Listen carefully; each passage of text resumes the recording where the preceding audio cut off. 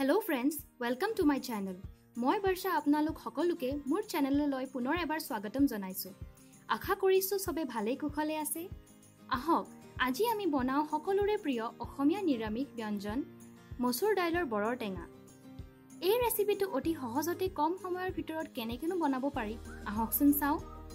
তেনেহলে দেৰি নকৰি ৰেচিপিটো বনোৱা আৰম্ভ কৰো।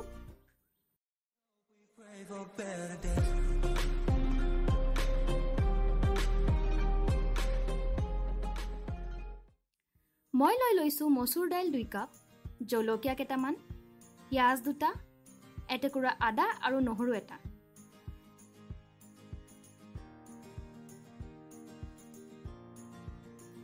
এতিয়া আমি পিয়াজ, আদা, নহৰু আৰু কেঁচা জলকীয়া খিনি পেষ্ট বনাই লম।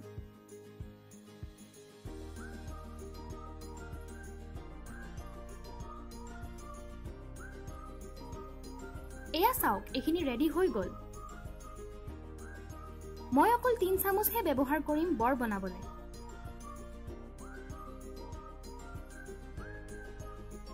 বাকিখিনি আমি বেলেগ সবজি কাৰণে ৰাখি দিম। প্ৰথমতে বৰকিটা বনাই লম। বৰ বনাবলে আমাক লাগিব মসুৰ দাইল যিখিনি মই ভালদৰে ধুই 1.5 ঘণ্টা বাবে পানীত তিয়াই ৰাখিছো।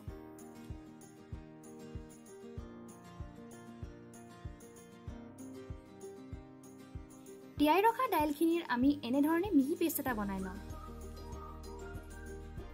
এতিয়া আমি ইয়াত পিছি থোৱা আদা নহৰু পেষ্টখিনি দি লম। নিমখ সোৱাদ অনুসৰি আৰু হালধি গুড়ি, এইটো অপচনেল হয়। জিৰা গুড়ি দি লৈছো। এতিয়া মই গোটেইখিনি এবাৰ মিহলি কৰি লম।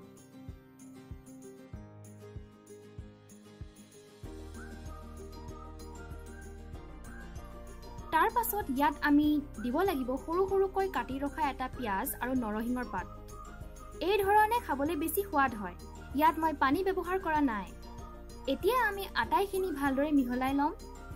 এনেকুৱা কনসিস্টেন্সি হলে হৈ যাব। এতিয়া ফ্ৰাই পেন এখনত ৰিফাইন তেল গৰম হ'বলৈ দিম। তাত এনেদৰে চামুচ এখনৰ সহায়েৰে এটা এটাকৈ বৰ বনাবলৈ আৰম্ভ কৰিম। বৰৰ আকাৰ কিটা আপুনি নিজৰ ইচ্ছা অনুসৰি সৰু বা ডাঙৰ কৰি ল'ব পাৰে। বৰকেটা আমি মিডিয়াম ফ্লেমত ভাজি থাকিব লাগিব যেতিয়ালৈকে চাৰিওফালে ৰঙচুৱা হৈ নাযায়।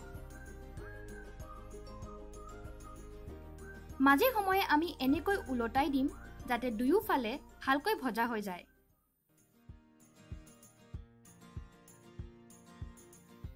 বৰকিটা ভজা হোৱাৰ পিছত এই ধৰণে তেলখিনি নিগৰাই নমাই লম।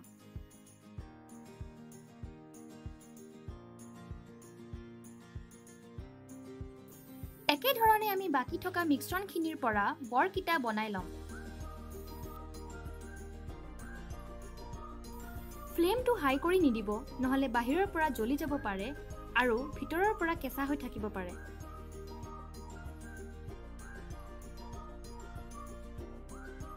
বৰকিটা সম্পূৰ্ণকৈ ভজা হৈ গল। এতিয়া তেলখিনি নগৰাই বৰকিটা নমাই লম।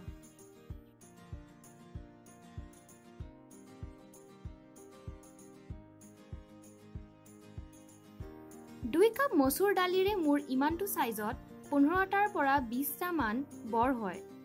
এয়া চাওক বৰখিনি তৈয়াৰ হৈ গৈছে।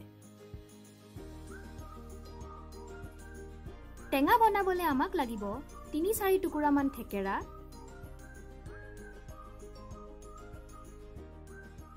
থেকেৰাখিনি মই ভালকৈ ধুই সৰু সৰুকৈ কাটি লৈছো। এতিয়া কাটি থোৱা থেকেৰা কেইটুকুৰা 10-15 মিনিট মান কুহুমীয়া পানীত তিয়াই থম। এতিয়া আমি বলকচোন টেঙা বনাবলৈ আৰম্ভ কৰো। আমাক লাগিব হালধি, সোৱাদ অনুসৰি নিমখ, এটা পিয়াজ, তিয়াই থোৱা থেকেৰা, এচামুচ আদা নহৰু পেষ্ট, এচামুচ গোটা সৰিয়হ, 2 বা 3টা শুকান জলকীয়া। এটা বাটি 3 চামুচ মান ময়দা লৈ ইয়াত অকমান পানী দি এটা গোটা স্লাৰি বনাই ললো। আপুনি ইয়াত কৰ্ণফ্লোৰো ব্যৱহাৰ কৰিব পাৰে। ইয়াৰ প্ৰয়োজনটো ক'ত হ'ব আপোনালোকক আগলৈকে জনাই যাম।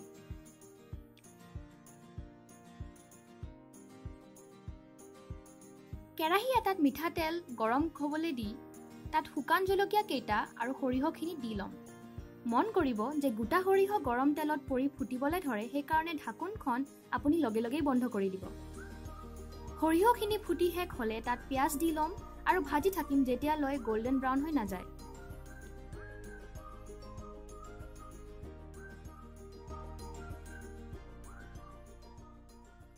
আদা নহৰু পেষ্ট,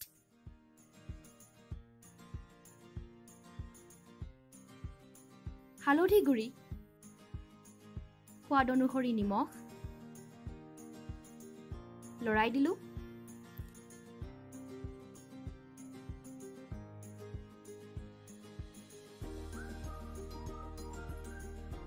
এতিয়া তিয়াই থোৱা থেকেৰাখিনি ইয়াত দি দিলোঁ আৰু আমি বনাই থোৱা স্লাৰিখিনিও মিহলাই দিলোঁ।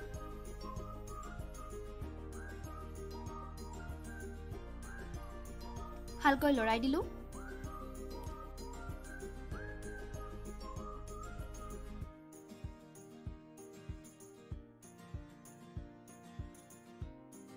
ইয়াত 2 গিলাচমান গৰম পানী দি দিছোঁ আৰু ভালকৈ মিহলাই ল'ম যাতে একো লাম্পছ নাথাকে।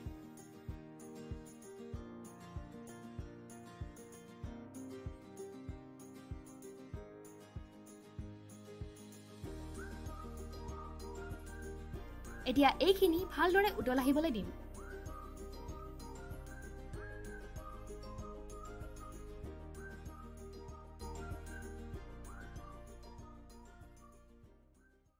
জোলখিনি 10-15 মিনিটমান উতল অহাৰ পিছত আমি ইয়াত বনাই থোৱা বৰকেইটা দি দিম।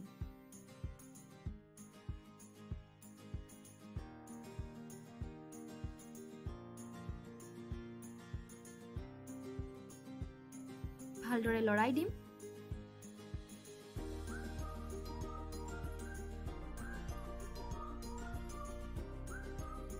তাৰ পিছত 2-3 মিনিটমান উতলিব দিম যাতে বৰকেইটা কোমল হৈ পৰে। এয়া কাশ্মীৰী ৰেড পাউডাৰ দি দিছোঁ, এইটো ফুলি অপশ্যনেল হয়। ভালদৰে লৰাই দিম।